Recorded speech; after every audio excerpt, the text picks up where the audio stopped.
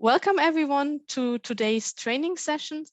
I'm actually very proud that this is already the 8th training session we are hosting. So actually we really this year provided a lot of training sessions on the use of graph data, and I'm very happy to see that so many people of you joined this very advanced session on validating graph data with SHACL. So I think this is a very important part of actually the whole RDF graph data generation, because it's really important that we have high quality data for research, and really SHACL can help us here a lot for actually systematically checking and validating the data. I'm very happy that we have today Philipp Kraus and Martin Zablocki from Trevadis, part of Accenture here, who will actually introduce us to the topic of SHACLs. And with that, I give to Martin. And I wish you a very nice training session. Thank you. And I think I will start today. And welcome everybody. And before we just directly dive into validating graph data with SHACL, we will just walk you through the agenda today. The agenda today is we try to motivate why SHACL and why not something else. Then we will have, let's say, a technical, more deep dive into SHACL. So what's the functionality, what features do you have in SHACL, and what elements are there? On the third point, you will also try to validate something with SHACL. So you need to be ready to interpret or get back a validation report, and how do you read this report, and what are there for, let's say, nice things to get out of that report. The fourth topic, we try to do a hands-on with GraphDB live. You will receive all the slides also later. And also there will be, as Sabine announced, the recording, so you can also follow it offline later on your own premises as well. And on the fifth topic, we will introduce and show you how to use the SHACL tool. It's a little bit SPHN specific, but we will talk about it later when we are at that point. And because Sabine also said we are very curious, we also try to get now some feedback from you. What do you mainly intend to use SHACL for? And there is the poll as well. Yeah. So all of you should see the poll, which is a single choice poll. We just asked you to fill in out what do you mainly intend to use SHACL for. Just give you some minutes. Okay, so thank you. And most of you selected quality assurance, ensure data is valid and consistent, with enormous majority. So, and that's really, really interesting and really good for us. So we see that our topic is really important to you, and I think you will get a lot of information in that presentation as well. So we prepared hopefully for that 80%. Great, thank you. Why should you describe and validate RDF? So resource description framework things. And in SPHN and also all over the data world, you typically have two kinds of groups. The one is the data producers, and one is the data consumers. And besides assessing the quality, you also can understand contents which is going to be produced. So to understand better, not only by the ontology, what is inside the data and how is it structured and how is it allowed to be structured or used. The same is that you ensure that your understanding maps with the validation, which is then also valid and consistent. This lowers the error rate because, as you saw or as you answered in your responses, it's preventing bad data from entering into your data product which you send. And you can harmonize also data structure when if you are a producer and you're aggregating data over different data, other data producers. On the consumer side, it's also very important, or it can help for understand the meaning of the content. but also it's very important to verify whether the data that has been promised to you is also contained in the data delivery. And if you have different data sets that maybe adhere to the same SHACL validation rules, you can also be sure that this is well-defined and can be harmonized and well-connected data that you create on your end. If we go, why is there SHACL and what can be used in other technologies? And probably you're familiar, or most of you are familiar, definitely with relational databases. So there you have the data definition language, which gives you a very strong power or very high power of defining what can get into that relational database schema. For XML, there's other things you can use to define the schema and to verify its integrity. For JSON, there's JSON schema, which is, let's say, a little bit less powerful than on the other terminologies or on the other technologies. And for RDF, there has been exactly many things that have been as proposal to the W3C, but there's one thing that was successful, and that's SHACL. And on the SHACL overview slide, you see that SHACL is not that old as you might think of RDF. So SHACL is a W3C recommendation since July 2017. There's also the official link here. You can also find it in the references, and it's a very extensive documentation. And if you are used to RDF documentations, this one is definitely more modern and has also more examples that are quite well written. So the intent is to have a language for checking RDF graphs against conditions. So SHACL is not only a standard of validating something, it's mostly intended to be a language for doing so. So this language can also be extended, we see later. SHACL itself is supported by many RDF tuple stores. It is also an RDF graph. So every SHACL document is actually contains an RDF graph with using reserved keywords and a defined structure. And this SHACL is part, or the SHACL Core actually that you can use in SHACL supports validation with the SHACL Core language, and that's what we mainly use through this course. There exist also other stuff like the SHACL Sparkle processors to use in the SHACL Sparkle language. So you can use Sparkle constraints or parts of Sparkle to be used in your SHACL constraints, but that goes a little bit far for that, let's say, introductory tutorial today. And you might have seen that semantic web layer cake, and let's say, I think it was earlier this year, we covered with the RDF and Sparkle training the 1, 2, and 3 of the semantic web layer cake. And now there comes something like SHACL, which is not definitely easy to spot in the semantic web layer cake. And maybe this is because the semantic web layer cake was defined or was drawn before actually there exists something like SHACL, but it's already intended in it, but it's not explicitly written. So the unifying logic, if you have SHACL defined as using unifying logic, and you can prove the validity and the correctness of your content, that creates trust for your users. So SHACL is not one single thing here. It's actually going vertically through quite some parts of the cake. And for that one, we also have another poll.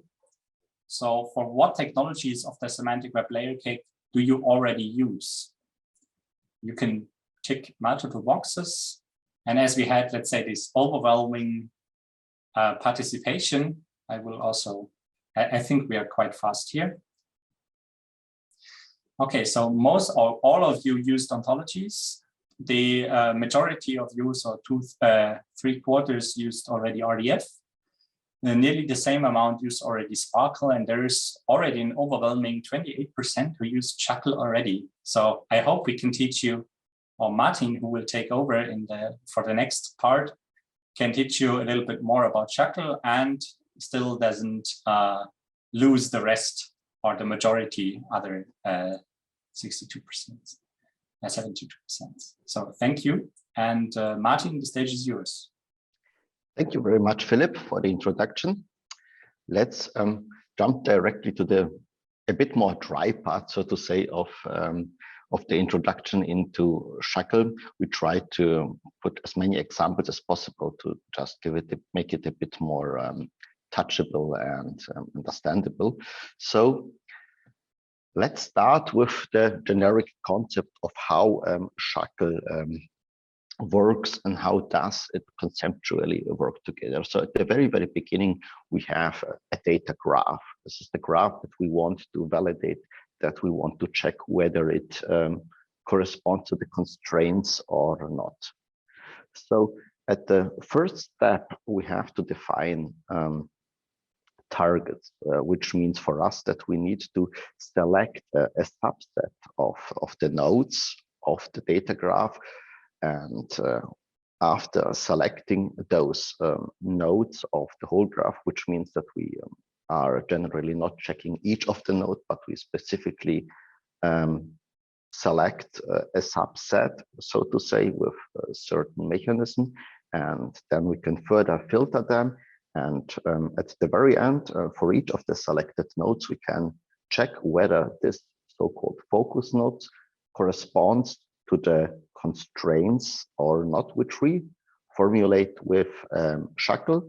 And in cases where the constraints are validated, so-called validation report is created with a validation result for each failed or with for each constraint that was not satisfied, and we are getting an result which explains that. So this is a very basic view. We will introduce those terms on the next slide in a more detailed way. Before that, we want to also show you a bit the big picture of the technology which is required to actually do that. So on the left side, as noted, as so to say, the import for the whole process, we have a data graph, which is RDF. This is the graph that we want to check. And as next, we have also a so-called shape graph. This shape graph is an RDF graph, but it contains with a specific SHACL vocabulary the constraints that we want to check, which are our the quality measurements, quality things that we want to ensure that they are correct. And both of the things, the data graph and the shape graph, needs to be an import for the SHACL processor. SHACL processor is the engine actually which can process those SHACL rules. And here we distinguish between two things.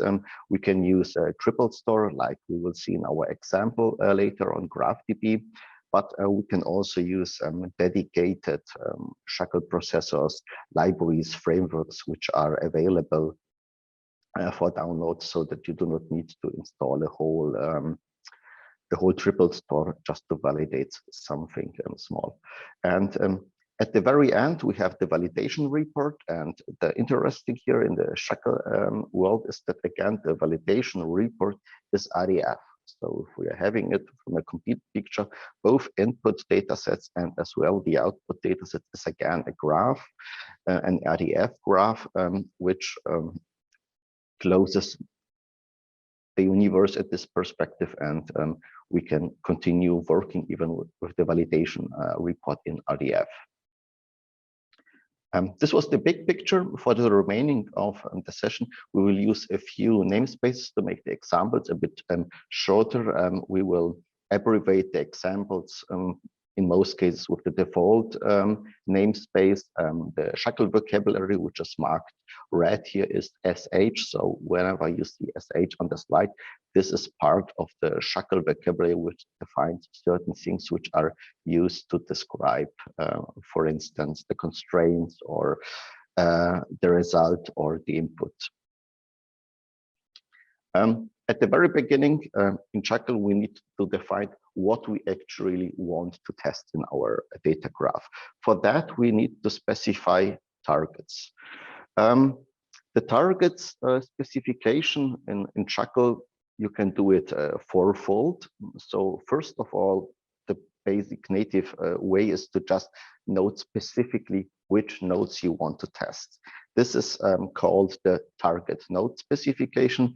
With that, you can really write an array of a specific phenomenon that you are interested in. It might be a disease, like a specific allergy, or something like a peanuts, if you want to describe what sort of allergy you have.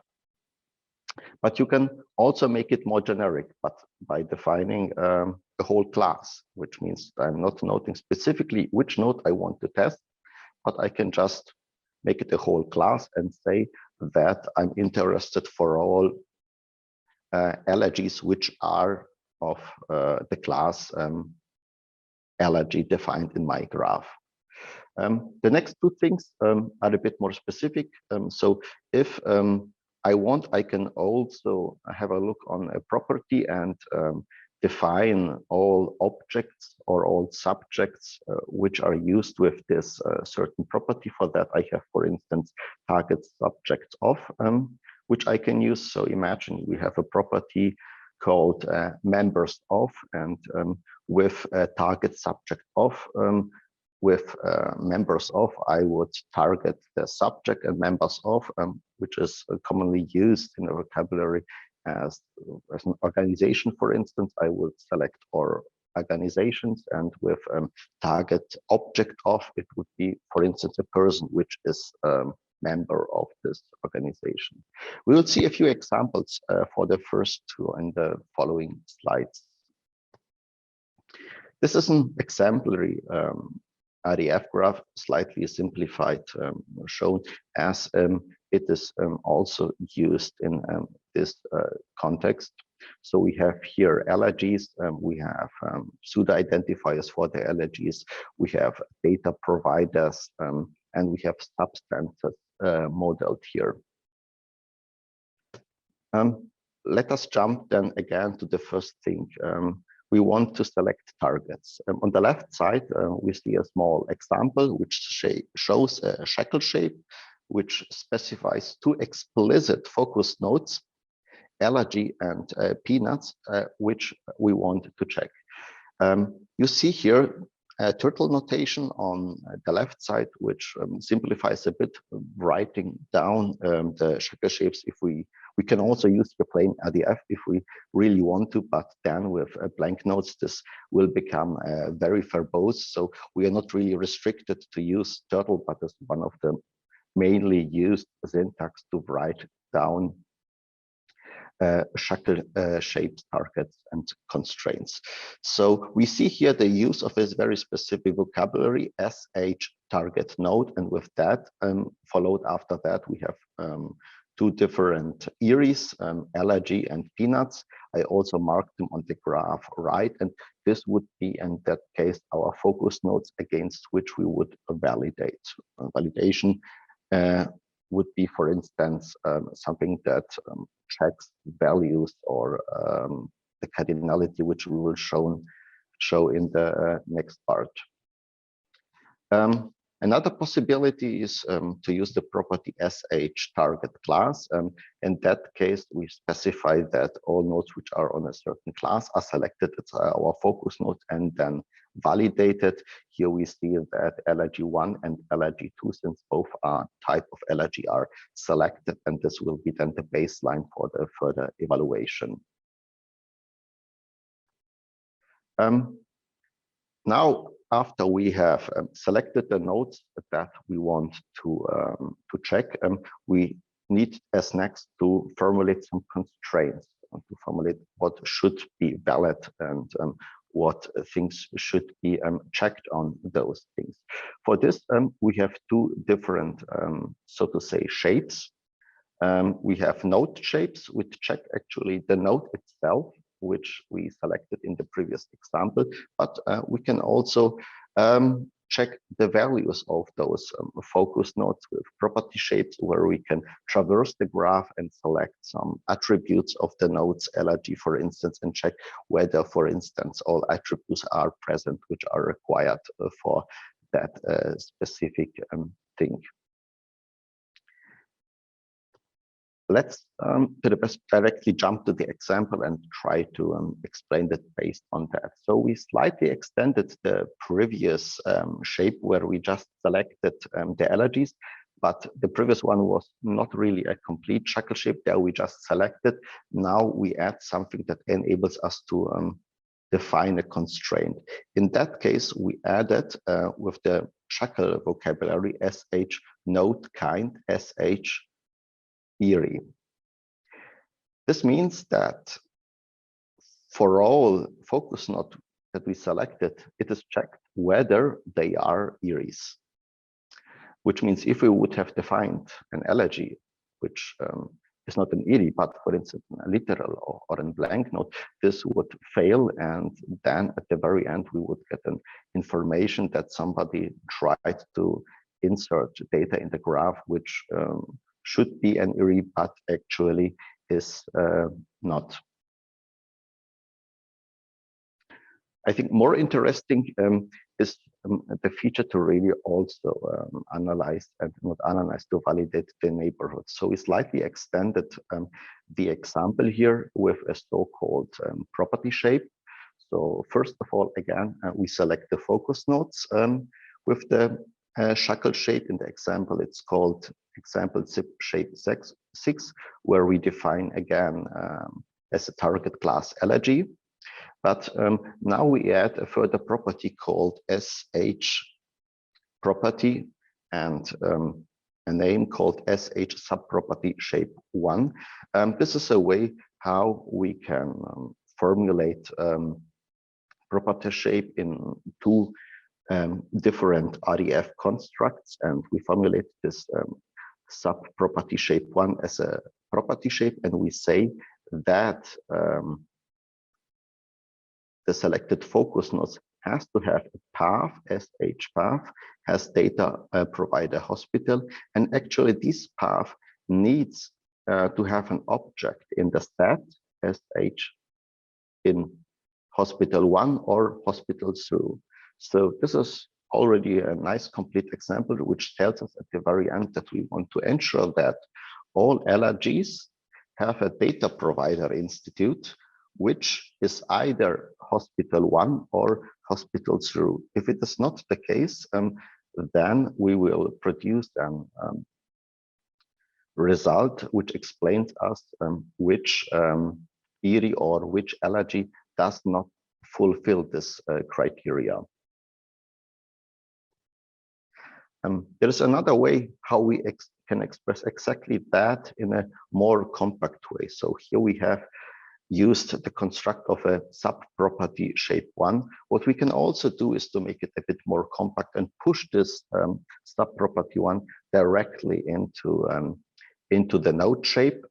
So the red highlighted text is the one that we constructed from the subproperty shape. It's a bit shorter, and this is also the way which how we are using in this project, mainly subproperties. We put them into the main node shape. So the meaning is exactly the same. We just see that we remove this intermediate step. We have now seen a possibility where we just call out one specific edge has data provider institute. So this was more or less the direct neighborhood of the focus node, which we checked. For sure, we have much further possibilities to navigate or traverse through the data graph and to check various properties. For that, we can use SPARQL property paths, which have in SHACL a slightly different syntax, but and correspondence for each pattern that exists in property paths. So we have seen right now the first one, like following a specific property. What is also possible and also used in our examples from time to time is the inverse property. here we have to use the SHACL vocabulary SH inverse path and then note down the property that we want to interpret in a reversed way. For sure, we have also the possibility to follow subsequent properties, which we just need to note each after the other one. We have also the transitive expressions with plus and star, where we can define that we want to follow a certain property at least once, up to arbitrary times. We can do it the same with 0 or more, or have an alternative set of properties which we want to follow. For that, we prepared a small example on this graph. To make it a bit short, we wanted to follow in that case the RDF type property recursively. So again, we define a zip shape 8 in this example, which is a node shape, and we directly check whether this node shape is an IRI.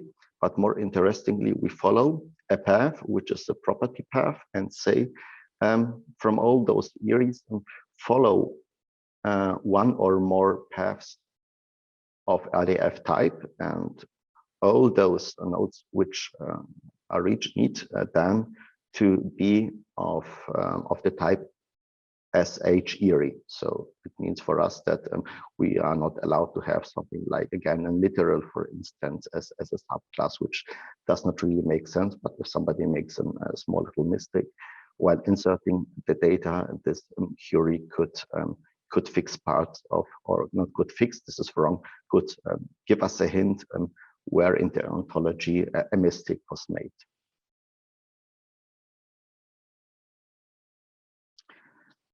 We have seen a few examples of core constraints so far, but there exist many others which we can use. On the left side, we see a group of constraints. In the middle column, we have those actual constraints which correspond to the vocabulary which we would use. We just left out the SH namespace to make it a bit more readable. And then on the rightmost side, we have a small help to understand in which context those constraints are usable. So either if I'm allowed to use it in a node shape to check the focus node itself, or in a property shape to check some properties around the selected focus nodes. We have a right variety. We have seen in the previous example, node kind, for instance, but what is also commonly used is the cardinality, which allows us to express, for instance, that an ID, for instance, has to be at least one and at most one present, which means that each selected focus node has to have at least, at most, or exactly one IRI. We can check for nodes. We can also check for a set of values, whether they are in a certain range. There are also some string-based constraints which we can formulate. For instance, if the min length or the max length of a property corresponds to what it should be. There are some logical constraints as well. The common one, not and or zone, x1, and closed shapes. We will also explain it with a few examples, because this is an important difference, for instance, to OWL, where we can really make a closed world assumption and say, this is our graph, and only that is allowed to be present, and nothing more. These are the most important constraint types which we use in SPHN applications. So value types, which check if a certain value is of a type or of a class. One example for that is, for instance, has body a side code property which points to an instance or a sub-instance of SNOMAD. Another important thing is the cardinality. So in an SPHN example, this would be that only one subject pseudo identifier is connected, for instance, to the body height. Values are also commonly used. One common thing is, for example, the depth status.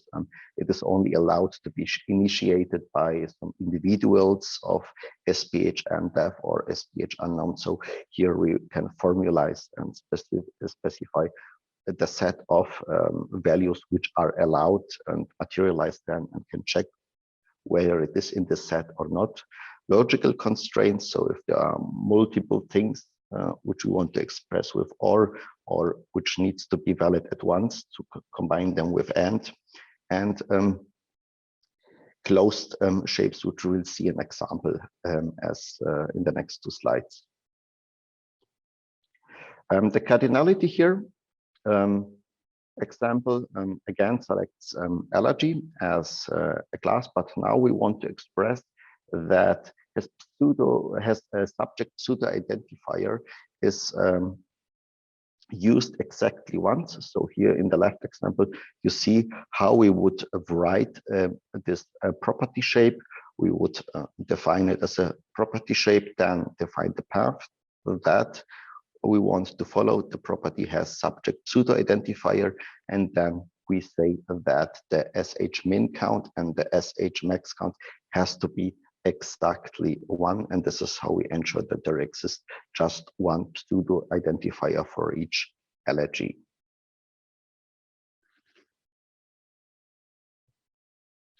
The SH closed constraint is something very important. So here we can really restrict the range of possible things that we are allowed to use. So SH close specifies that the focus node only has values for the properties which have been explicitly enumerated in the SH property. Nothing more is allowed to be used. We can add some exceptions with the ignored properties constraints, like for the commonly used RDF type.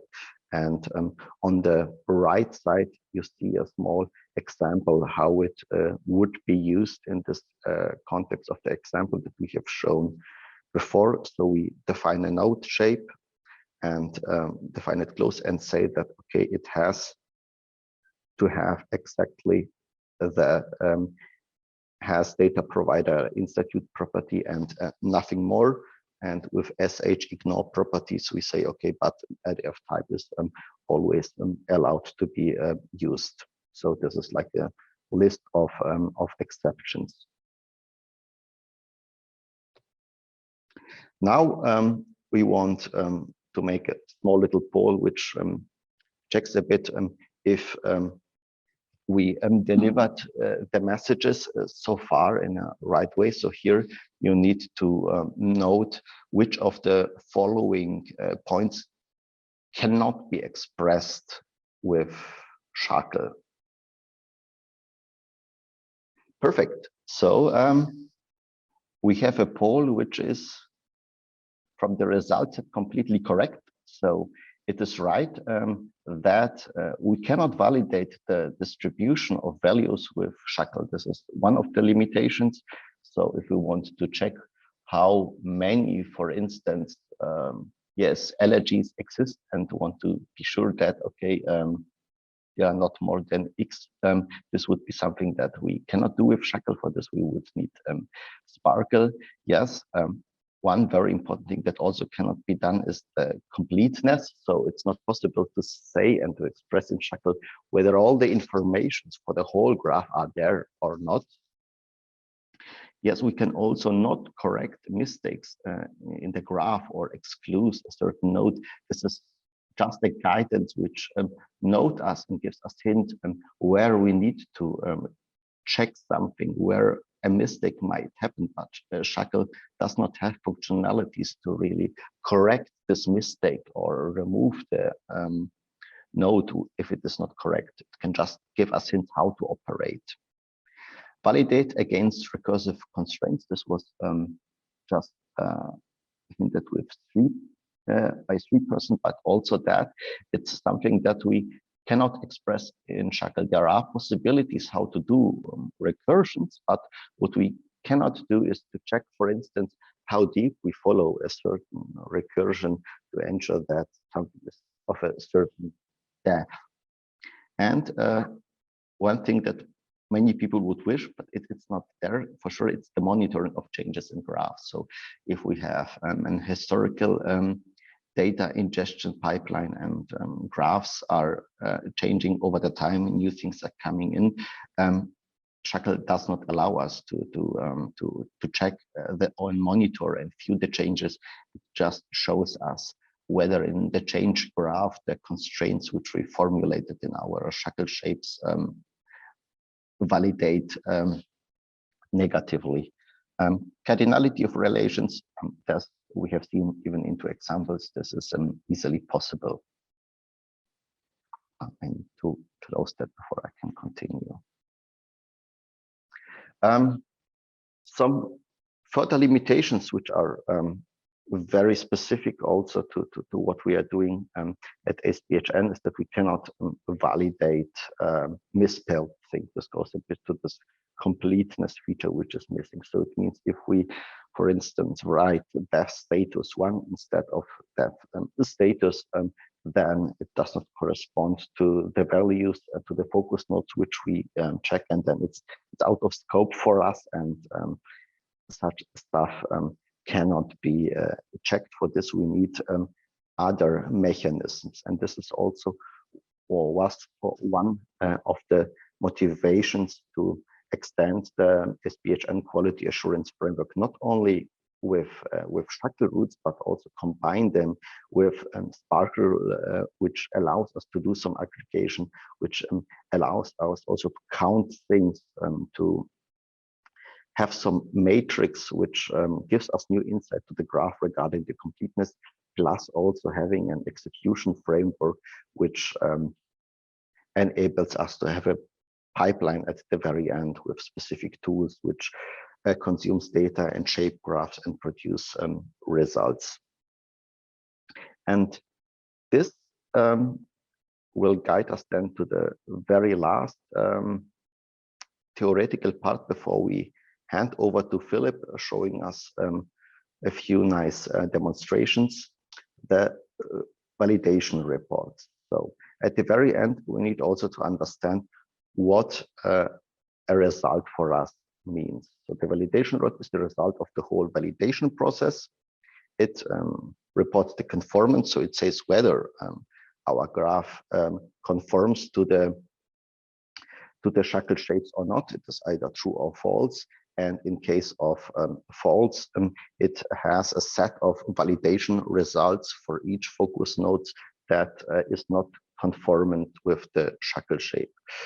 So on the left side, we have an example how it looks like if a data graph conforms to the shape graph. So in that case, we create an validation report. Here we see again that we are using the vocabulary of SHACL, SH, and we have a validation report in the vocabulary, and we have also the answer.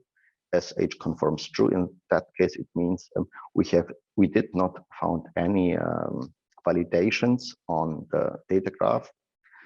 In most cases, this is then not even illustrated or shown. On the right side, we have that what will be the most helpful in this case for us, and a report which says that the conformance is false. So we have first this binary result which says their validation report is false, and then we have a set of validation results. Each of the validation results gives us an explanation which focus node was not conform to which SHACL shape. This is an abbreviated way how to note it, and we will see on this slide a more comprehensive example. So in red, we can see that we have a violation, and here in this violation, we say that there was a node Bob and he violates a SHACL shape called age, which we have not shown up to now, but the only thing that this property checks is that the age has to be a numeric value. And here we have, instead of a numeric value, as a string used. And this example of a validation result shows us and gives us hints where the validation happened, and might give us even hints how to correct it. So we see the focus node has also a specific term in the SHACL vocabulary of, so we know which query in this case caused the failure. We see the resulting path. This is the property which caused the failure, and the actual value which did not correspond. And here in the result message, we have even a small little explanation which tells us, or tells a human reader in that case, that age expects a literal or of a data type or of an X as the integer. The result message is just informative, so this is something that one needs to specify on its own when writing the SHACL shape. We have also some more information how the source shape was called and which sort of source constraint component caused the validation error. Here we have a comprehensive view of all possible properties of a validation report. It does not really make sense, I think, to go through all of them. I have introduced a few of them by example in the previous lab. The most important one are the first one, if it conforms, and then the result, which is a set of validation results, and for sure also the property which is involved. We will share the slides after this talk with you, and then this might be a nice guidance for you in trying to interpret validation report. And if you have further questions to some specific properties, we can also use the Q&A at the end of the session to discuss the interpretation of certain properties in more detail, or give you some specific example in your domain. One very important thing after having the validation report at the end is how to solve now the validation, what to do with that. So it means how to debug it. So for this, we have like 3 different mechanisms. We can define the severity of a shape. So again, these are all 3 just informative properties, which means they do not affect the validation except if we deactivate the last one, sorry. So we can define how critical a violation is. Maybe some things are not that important as others, so we can use specific vocabulary to put this information inside the shape. We can, as we have seen also in one previous example, declare a message for a shape and give a hint which says you need to use integers to define the age, not numbers.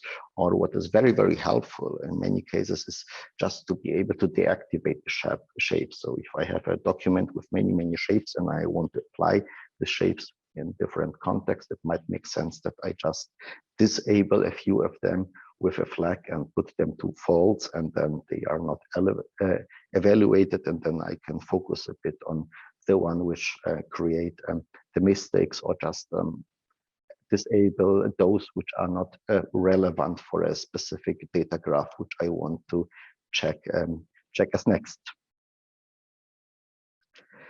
This was the formal introduction of SHACL. I hope it was not too dry. And now let's see how all the things live with a small example done by Philip with GraphDB. Philip, are you ready? Yeah, thank you. I'm stealing the presenter mode as I was allowed to. And yeah, thank you, Martin, for the, let's say, taking the heavier job on the more theoretical, or the, yeah, tougher job actually on the more foundation part. And in part 4, we will do some hands-on using a GraphDB free version. The idea is that we will be doing it, so we show it in this webinar on the slides. So you will receive the slides, and all the slides, there is the content we also use for the demo itself. So you are invited to repeat that one on your own for the people that are maybe quite fast or even more experienced in SHACL. So we've seen there are even people who are using SHACL already today. You might also do that one offline on your thing or just sit back and listen. So this one you've already seen, and what we will do, we will import an RDF data graph, as you've seen on the left side. We also will import a shapes graph. And as a SHACL processor, we will also use OntoText GraphDB. So we're using RDF triple store OntoText GraphDB to store the data graph and store the shape graph, and we'll use that one to guide you how that could work. There are other triple stores around, and they use they can or support SHACL or don't support it, but if they support it, they do it more or less in a similar way. And you can check you have to check the documentation, what's the, let's say, the specialties, how you can import data and how you validate shapes against it. Finally, we will also get the validation report out, and we will directly apply the knowledge we gained from Martin to read the part of the validation report and see what's wrong and what's right. We will use the same data graph Martin has introduced in the theoretical part, and this one is a copy-pastable text on the left side. So when you take the slides and just mark everything and copy it, then that's successful, just as a hint. So we will distribute it probably as PDF, then you don't have any issues. In a PowerPoint web interface, there was some non-printable characters introduced that might cause issues. So if there is an issue, maybe you just copy paste it previously to a text editor, like you will see in my example. So the graph on the right side, on the left, is actually the same thing on the left side as data, just with very, use turtle and a very, very simple one with all the prefixes inside, all the relations to the allergies. And we will do some checks on that one. For the example, we have two different SHACL shapes graphs, which we will use, but only in an excerpt. The left side in green, there's one that conforms with the data graph, or at least it should conform with the data graph. So there we have 4 shapes, which are all correct. And on the right side, we have one SHACL graph or shape graph that is non-conforming. And all of the shapes on the left side have errors in the right side. So let's pick out the SIP shape 2, which is correct and wrong. And on the left side, you see that we are still targeting the allergy as a class. So every instance that is typed of being an allergy, it has to have a property SPHN has Data Provider Institute. And on this path, the result should be in hospital 1, hospital 2, or hospital 3. And in our modified SHACL shape show, which should produce validation results or violations, we missed the hospital 1. So, and if you might remember back, the hospital 1 is the hospital used in the allergies, or when defining it on the allergies. And we will take that one and just go to GraphDB. Here we noted the 2 main SHACL processors that in triple stores we use in SPHN.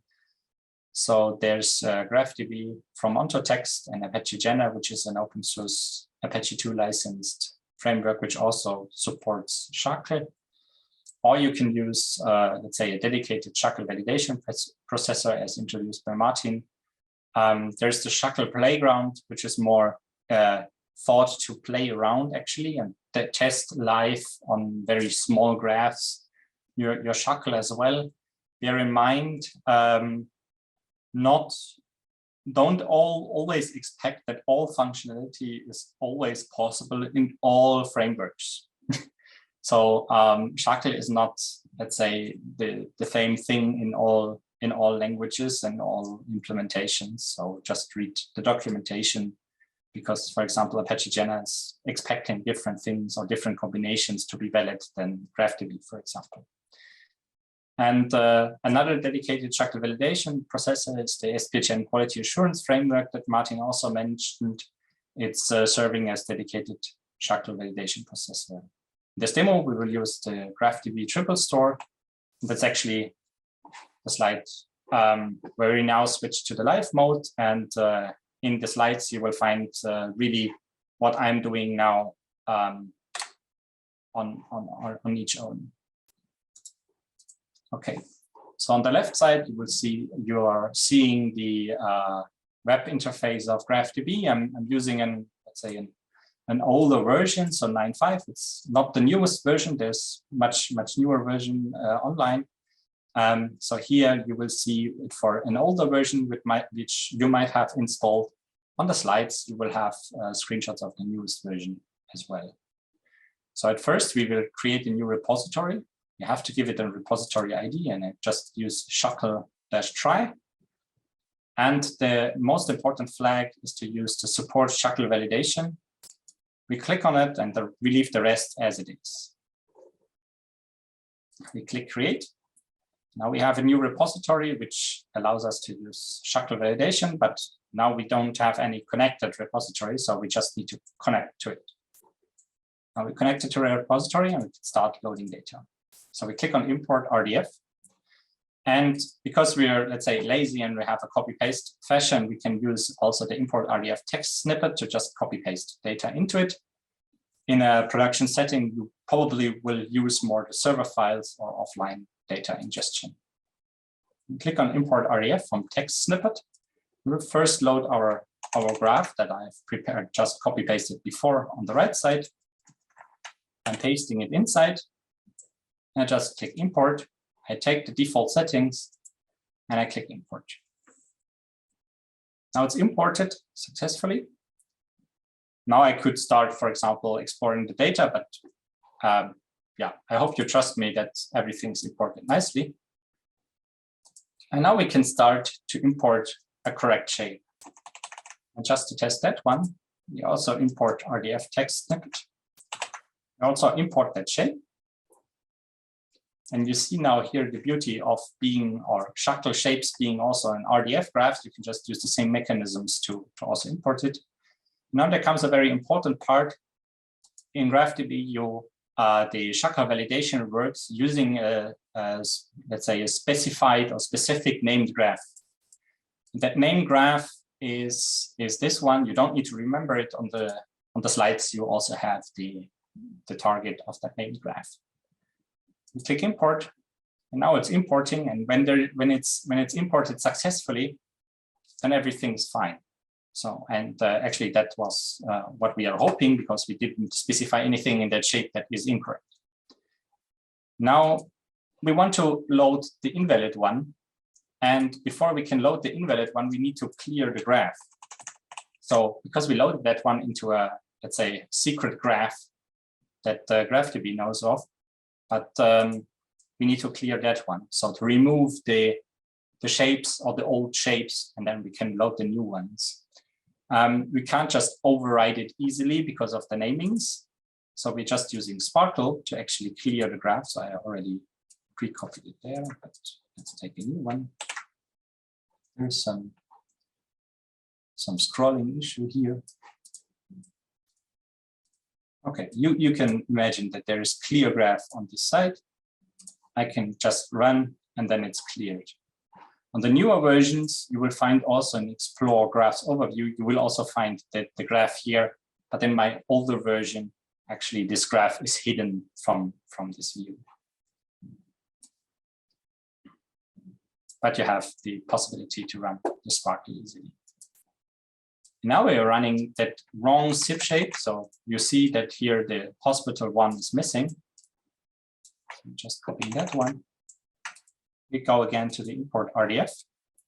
Again, import RDF from text snippet. We enter this one, we import it. Again, take the named graph. We select the SHACL shape graph that we have entered before, and we can import that one. Now we get a validation or a failed validation back.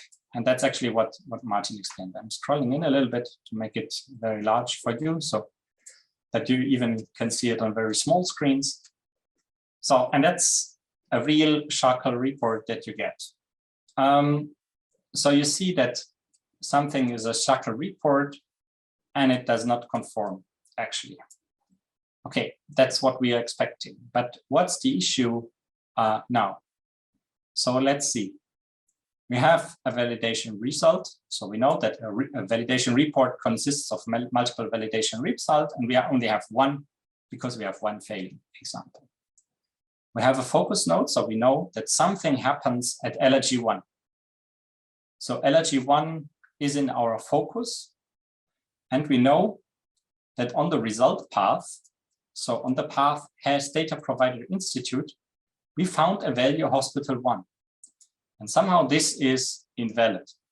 Now, so let's get back to our shape and we see, okay, we're targeting SPHN LRG, and we know that LRG1 is an SPHN LRG. And we see that the property SPHN has data provider institute has not hospital 1 in its list. So this is actually when you have a validation report and you have the shapes also in place and also a little bit of the data, then you can easily reconstruct or get to the knowledge what ran wrong actually based on the shape, the data, and the validation report, which gives you a nice summary to find really fast the things. Maybe one question will rise about files. So unfortunately, a triple store does not know anything about your files unless you model it in your data or in your named graphs. So as I know that in SPHN, there are multiple hospitals modeling things also very on a small granular basis. So for example, for every concept, they make a new file. And you will not be able to easily trace it back to a file, unfortunately. Yeah, this is one, let's say, not in the scope of SHACL, and the triple store does not know, or any triple store does not know about the file.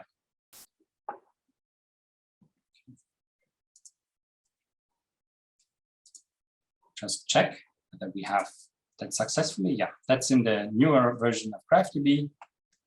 You have to enable the SHACL. You have to connect to the repository. We import the data. Here's again the stuff. Here's the graph you need to copy it to.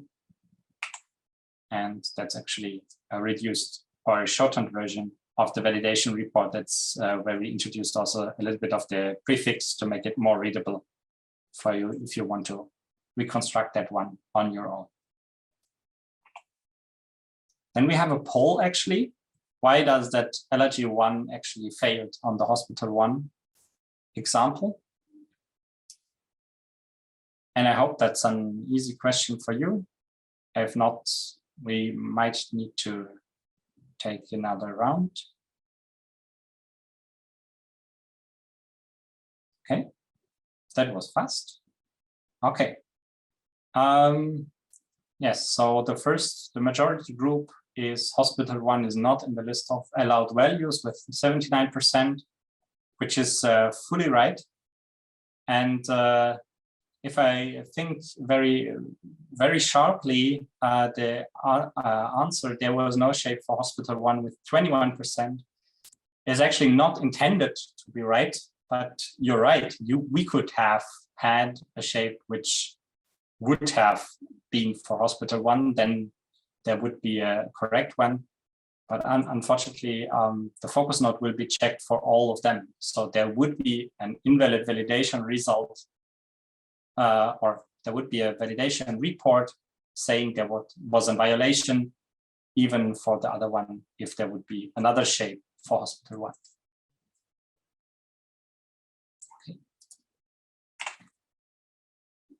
Yeah, one thing we didn't want to, let's say, hold back from you. So just for if you're experiencing with GraphDB, that you don't find yourself in the debugging things that you don't need to debug, the enable replacement of existing data is not the right option if you want to overwrite something there. Just use the other measures So clearing the full repository or clearing the graph. So here the SHACL shape graph was in my old version, it's not appearing, but in the newer version it's appearing. Or you can use, as I said, use the clear graph in the SPARQL editor really easily, which does the same thing to clear the graph of the SHACL shape graph. Just don't use the override existing data in the import view. That's not intended for, or seems not to be intended for the SHACL shape graph. Now we're coming to the last part of the SHACLer. So maybe that's a interesting name for a quite complex product.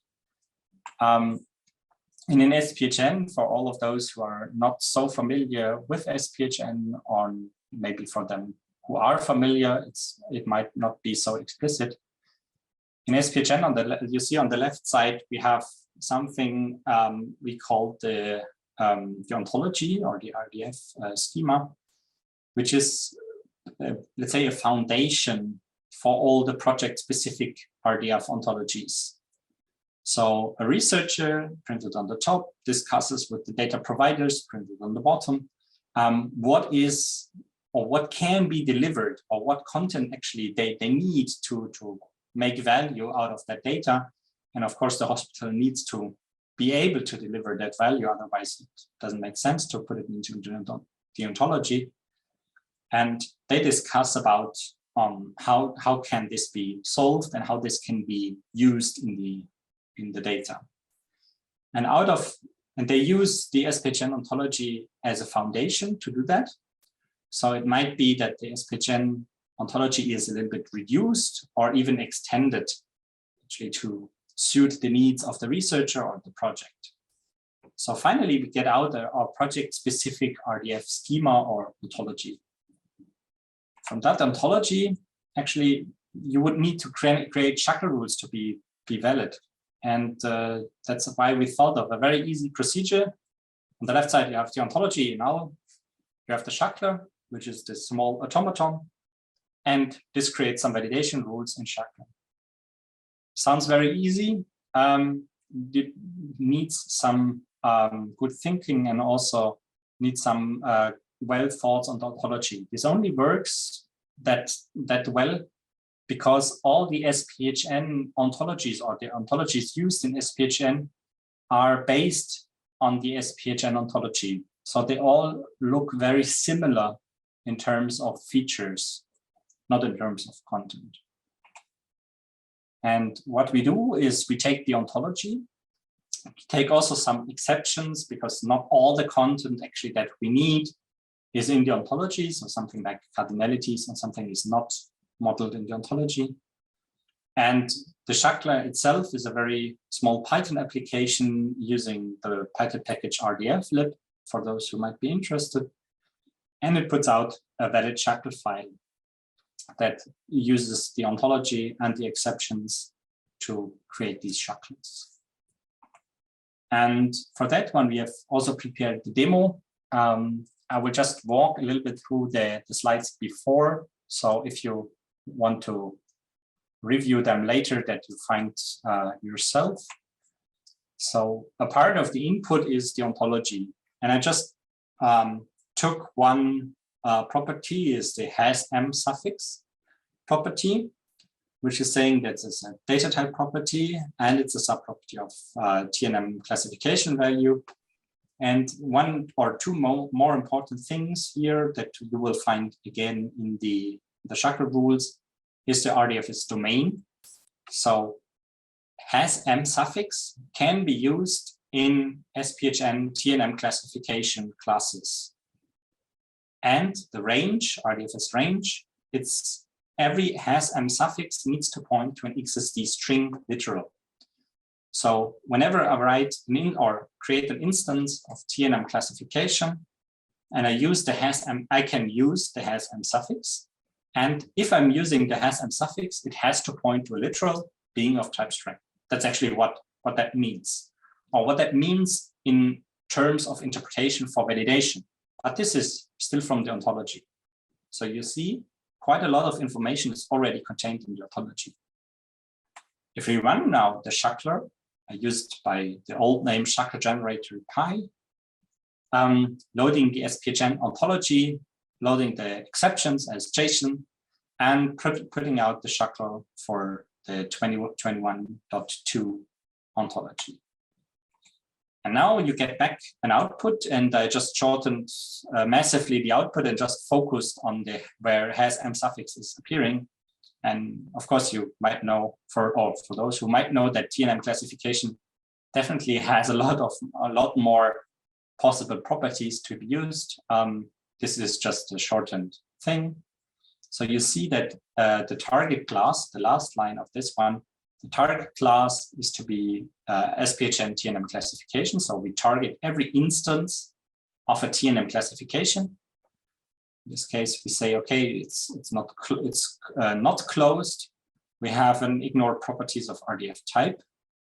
And for the property SPHN path, SPHN has M suffix, so that's the one we're using.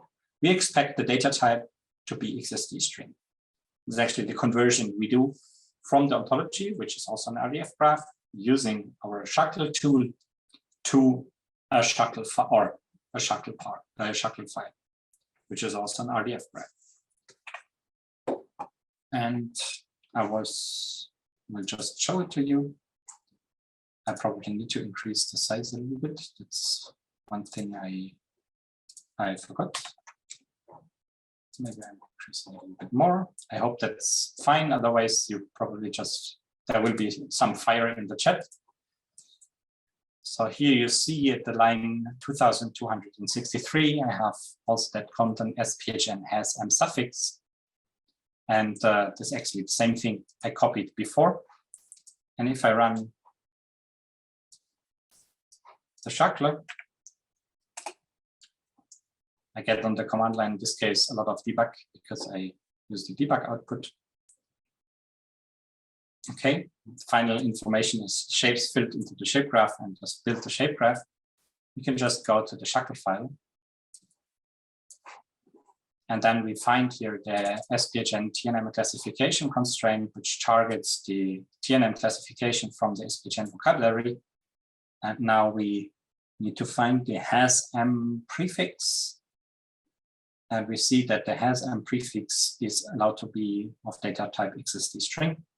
And what the SHACLer also does, and that's maybe also more important, it collects all the possible allowed properties that you're allowed to use for a TNM classification class, and also nicely puts it there. So for everybody who's not the biggest fan of reading ontologies or using Protégé or Web Protégé as to gather information from ontologies, SHACL, or the way how the SHACLer creates the SHACL, is a very nice class-centric view to be used. For example, what can be put in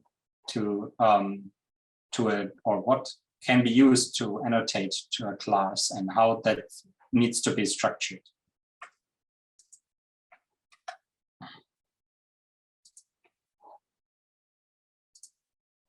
We have some references or recommendations actually. So one references most of the information we just directly condensed from the Shapes Constraint Language SHACL W3C recommendation that you can find. It's the official resource from 2017.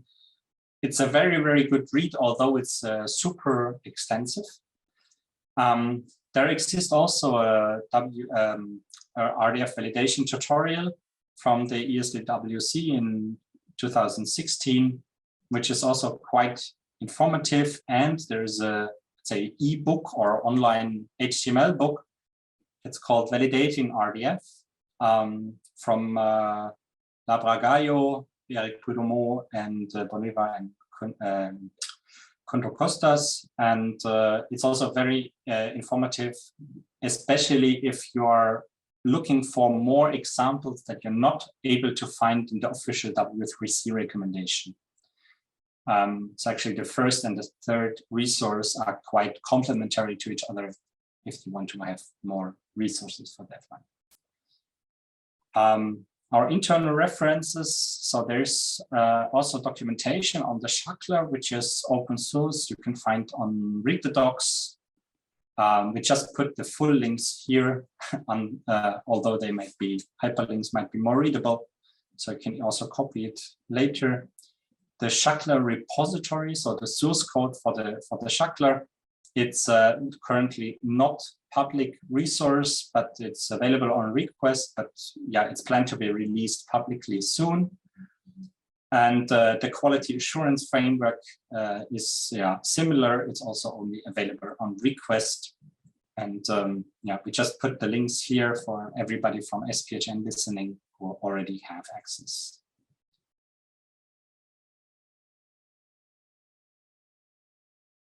Okay, if there is no further question, I'm really encouraging you to look into the quality assurance framework which we have built with SPHN. Also, as Philip said, the SHACLer tool is currently available in a beta version. That's why we don't have it freely accessible. But if people are interested, we are very happy to share it and also receive your feedback on it for further development or things you discover. So please get in contact with us, and we looking forward to the discussion. So yeah, thanks a lot, Philip and Martin. I think that was very insightful and I learned a lot. So I also hope that our participants learned a lot. And with that, I would close the webinar. If not last minute, someone raises the hand to ask the last burning question. Okay, so I'm looking forward to seeing you in our next training session.